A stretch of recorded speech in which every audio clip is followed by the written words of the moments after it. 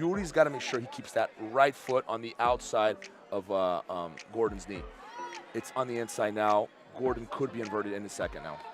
Yeah, there he goes. See, yeah, he now that does leg is it, man, free. so well. And that knee bar is right there.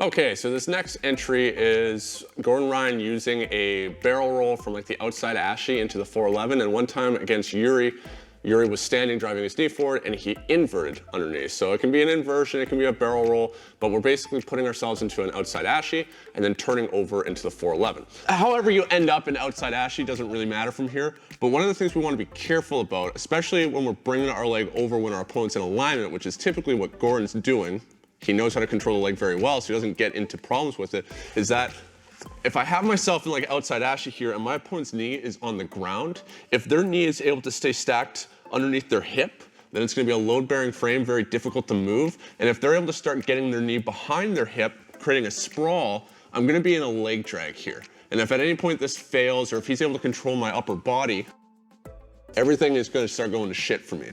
So what's really important is if I'm putting myself into an outside Ashi, that this knee has to be up, reinforced in the back of Kevin's leg, accessing the leg as a lever. If I'm out here up at his hip, like triangling my legs, see how his knee can move backwards?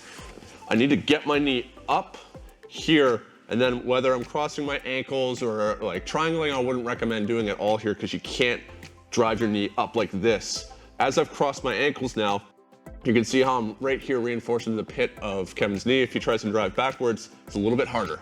Then this arm has to be underhooking and gripping together. The grip at this point doesn't really matter. It can be Gable grip, Gordon-esque grips. Another one, Gordon's actually just gripping his hands together like this. So that now I've reinforced this a lot, so if Kevin tries to sprawl that leg back, he can't. And what my job is at this point is to try and bring his leg up and off the mat. Obviously, we're gonna be able to look at ways of just bringing the leg over like this and entering in.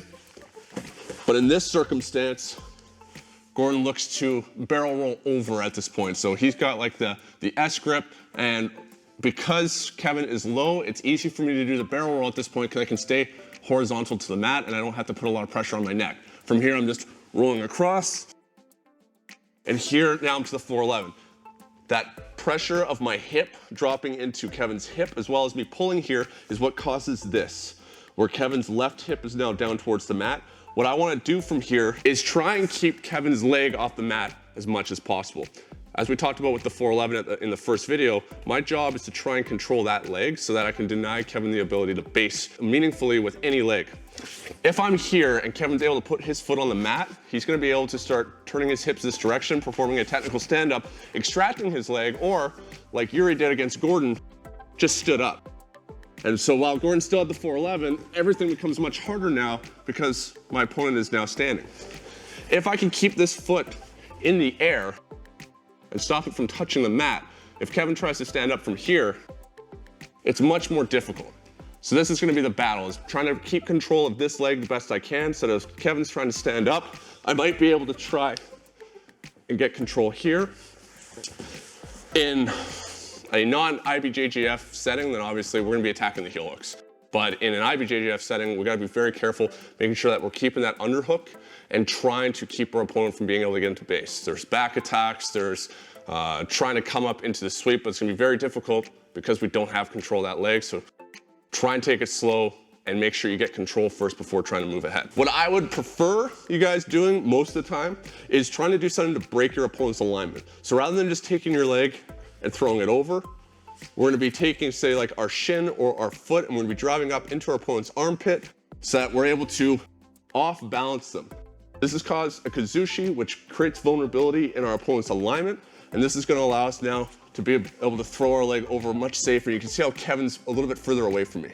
During that time, as he tries to come back, I turn myself in. I pull up at the knee, I put pressure down at the hip to drive his hip down.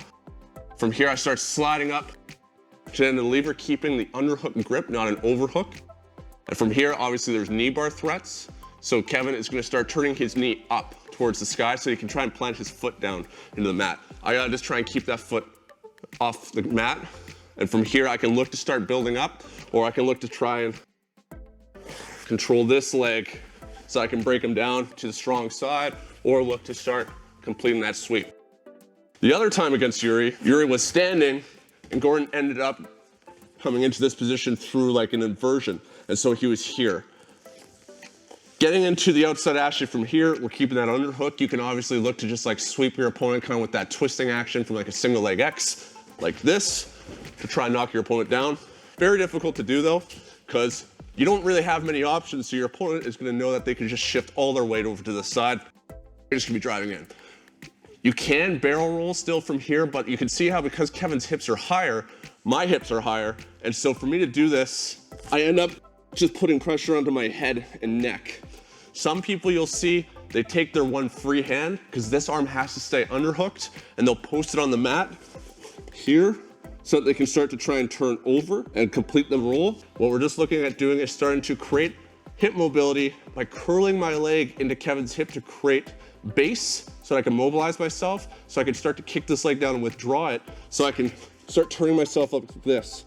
We have the option to start dropping to that knee bar, but what also is gonna happen is our opponent's gonna purposely wanna start turning their knee from here, because obviously this would be the risk. So as Kevin turns his knee up, the other way, there, we're now immediately to the 411 position. But what Gordon does from here is he backs his hips up and away so he's able to create space to spin his head underneath, and then turns himself into the 411.